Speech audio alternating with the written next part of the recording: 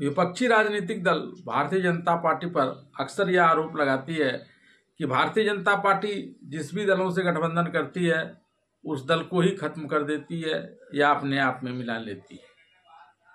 हालांकि भारतीय जनता पार्टी इस बात का शब्द से खंडन करती है, लेकिन कई अवसर पर व्यवहार रूप में उसका यह रूप देखने में सामने आता है। तभी तो जब नीतीश कुमार पिछली दफा भारतीय जनता पार्टी से अलग हो रहे थे तो उन्होंने भारतीय जनता पार्टी पर यही आरोप लगाया था कि भारतीय जनता पार्टी उसकी पार्टी जेडीयू को समाप्त कर देने के प्रयास में जुटी हुई थी।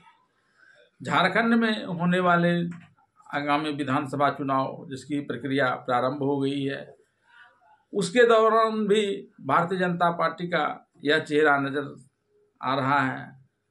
उसने एजेएसयू के कैंडिडेट को ही अपनी पार्टी में मिलाकर उसे मांडू के विधानसभा चुनाव में अपना प्रत्याशी बनाया है।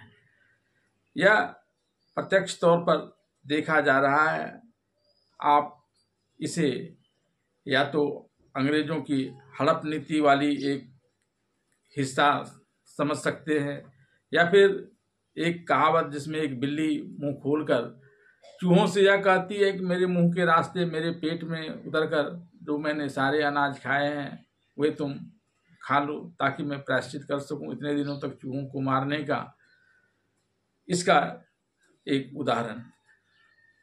लेकिन भारतीय जनता पार्टी मांडू में एजेएसयू के कैंडिडेट को भारतीय जनता पार्टी का सदस्य बनाकर वहां से अपने उम्मीदवार के रूप में खड़ा करने को लेकर किस प्रकार से यह समझा रही है कि उसने अपने सहयोगी एजेएसयू पार्टी को कमजोर नहीं किया है और न ही उसके सदस्य को अपने आप में मिलाया है।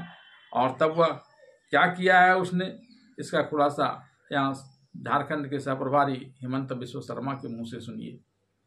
देखिए, रोशनलाल जी कोई पार्टी छोड़ के ज्वाइन नहीं किया है, ना वो आशु छोड़ा है, ना वो बीजेपी में योगदान किया है, ना बीजेपी वो छोड़ा है, ना बीजेपी में योगदान किया है। आशु और बीजेपी एक ही परिवार है।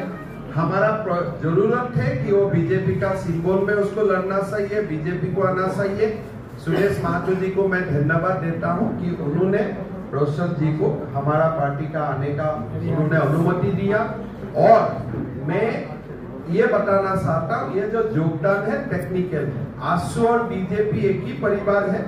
कोई टाइम उसको भी आप सुरेश जी का घर में देखेगा, कभी सुरेश जी को मेरा घर में देखेगा। दोनों परिवार एक है। ये रोशनलाल चौधरी जी आज इसका बड़ा सबूत है। इससे और आपको कोई सबूत नहीं चाहिए।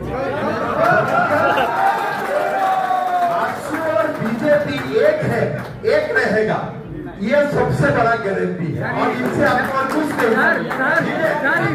यही बता दीजिए कि वो पहले भी चुनाव लड़ चुके हैं। हाँ, आशु से चुनाव कई बार उन्होंने लड़ा है, चुनाव में हार हुई है। इस बार की क्या गारंटी? देखिए, लास्ट टाइम उनका क्षेत्र में आशु कितना वोट मिले थे और बीजेपी कितना वोट मिले थे। अभी रोशनलाल जी और मनीष भैया जब दोनों एक साथ जाएगा, आप सोच ही सकता है कि पहला नंबर सीट तो हम लोग को जीत ही लिया। मनीष भाई और रोशनलाल जी एक साथ जोड़ेगा, कमल का सीट में वोट दो, वो सीट में तो और कुछ चुनाव ही नहीं है। आज ही आप लोग मिठाई खा ही सकता है।